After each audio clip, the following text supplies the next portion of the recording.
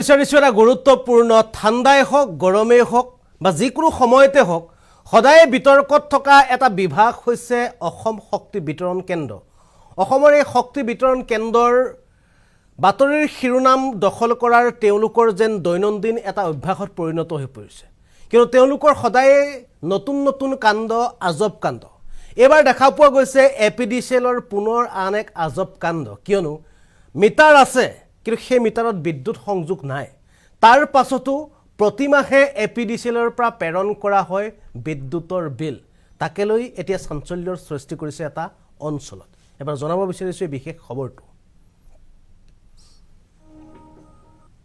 এপিডিচিএলৰ নাভূত নাচৰুত কাণ্ড।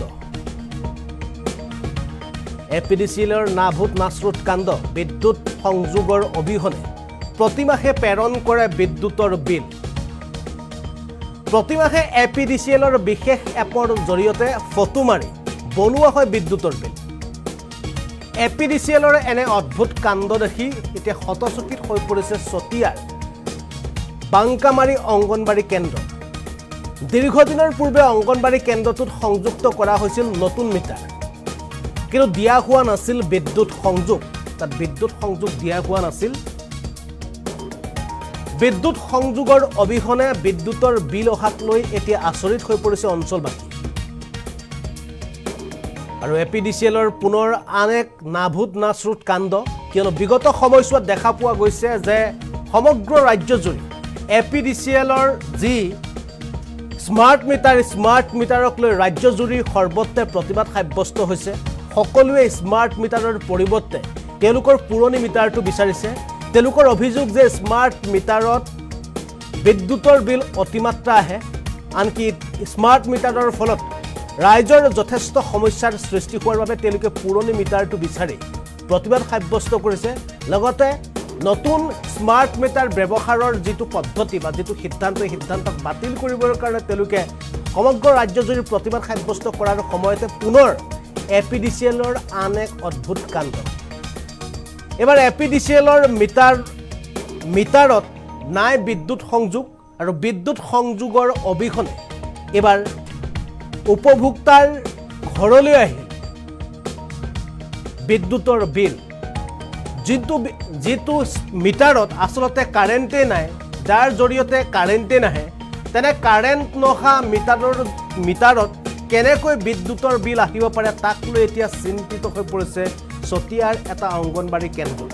আমি এবাৰ পোনে পোনে ভুক্তভোগী জনতাৰ কিছু মন্তব্য আছে, আপোনালোকক মন্তব্য দেখুৱাবলৈ চেষ্টা কৰিছোঁ। কাৰেণ্ট কানেকশ্যন নাই, ফেনো নাই, পানীও আমি মটৰৰ পৰা ওলাব নোৱাৰোঁ। ইমান গৰমত ল'ৰা ছোৱালীখিনি পৰি আছে, আমি থাকিব পৰা নাই। তথাপিও আমাৰ কেন্দ্ৰত 3 মাহৰ পৰা লাইন বিল আহি আছে। আমি সেইখিনি বস্তু আমি চিডিপিক জনাইছোঁ এপ্লিকেশ্যনৰ যোগেদি। এতিয়া কি কৈছে সিহঁতে? চিডিপিয়ে কৈছে তোমালোকে লাইন বিলখিনি দিব নালাগে, এইটো অফিচে ব্যৱস্থা কৰিব বুলি কৈছে। অফিচে ব্যৱস্থা ল'ব। এতিয়া কিমান টকা আহিছে লাইন বিল?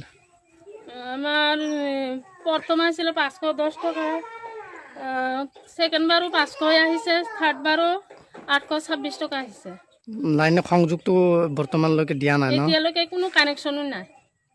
আৰু স্কুলত কোনো ধৰণৰ কাৰেণ্ট কানেকশ্যন নাই, ফেনো নাই, পানীও আমি মটৰৰ পৰা ওলাব নোৱাৰোঁ। ইমান গৰমত ল'ৰা ছোৱালীখিনি পৰি আছে, আমি থাকিব পৰা নাই। তথাপিও আমাৰ কেন্দ্ৰত 3 মাহৰ পৰা লাইন বিল আহি আছে। আমি সেইখিনি বস্তু আমি চিডিপিক জনাইছোঁ এপ্লিকেশ্যনৰ যোগেদি। এতিয়া কি কৈছে সিহঁতে? চিডিপিয়ে কৈছে তোমালোকে লাইন বিলখিনি দিব নালাগে, এইটো অফিচে ব্যৱস্থা কৰিব বুলি কৈছে। অফিচে ব্যৱস্থা ল'ব। এতিয়া কিমান টকা আহিছে লাইন বিল? আমাৰ